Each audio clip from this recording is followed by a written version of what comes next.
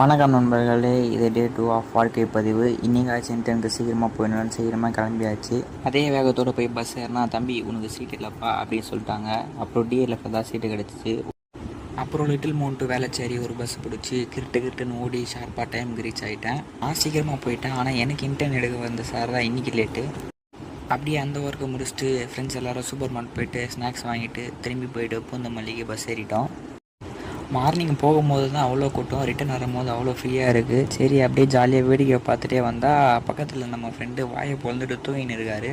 தூங்கின்னு இருக்கிற எழுப்பி ட்ராப் பண்ணிவிட்டு நம்ம அப்படியே பூந்தமல்லேருந்து ஒரு ஷேர் ஆட்டோ பிடிச்சி ரூமுக்கு சாப்பாடு வாங்கிட்டு போயிட்டு சூப்பராக சாப்பிட்டுட்டு அருமையாக ஒரு தூக்கத்தை ஒன்று போட்டேன். தூங்கி ஏஞ்சி பார்த்தா மான் கம்பு மாதிரி முடியெல்லாம் நட்டுக்கிட்டு நிற்குது.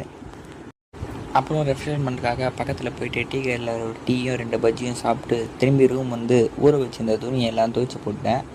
சென்னையில் இருந்தேன்னா என் துணியெல்லாம் நானே தான் கையால் துவைச்சிப்பேன். ஆனால் இன்னமும் என்னை சில பேர் சோம்பேறி நினச்சின்னு இருக்காங்க. நம்ம போங்கடான்னு அப்படியே திரும்பி டின்னருக்கு போயிட்டு பக்கத்தில் ஒரு கடையில் சூப்பராக 2 கல் தோசையை சாப்பிட்டு அப்படியே குட்டியாக ஒரு வாக்கிங் போயிட்டு திரும்பி ஃப்ரெண்டு ரூமுக்கு கிளம்பிட்டேன். எப்படியாச்சும் ஃப்ரைடே நாளைக்கு ஒரு நாள் மட்டும் ஓட்டிட்டா போதும். சாட்டர்டே சண்டே மஜா பண்ணலான்னு ஒரு பிளான் போட்டு வச்சுருக்கேன். அது என்ன பிளான் உங்களுக்கு நான் அடுத்த வீடியோவில் சொல்கிறேன். இப்போதைக்கு கதையை சந்திக்கிறேன். நீங்கள் அப்படியே 2 ஃபயர் எமோஜியை கமெண்ட் பண்ணிவிட்டு ஃபாலோ பட்டனை தட்டி விட்டுக்கோங்க. யூடியூப்பில் பார்த்தீங்கன்னா சப்ஸ்கிரைப் பண்ணிக்கோங்க. டாடா பாய்.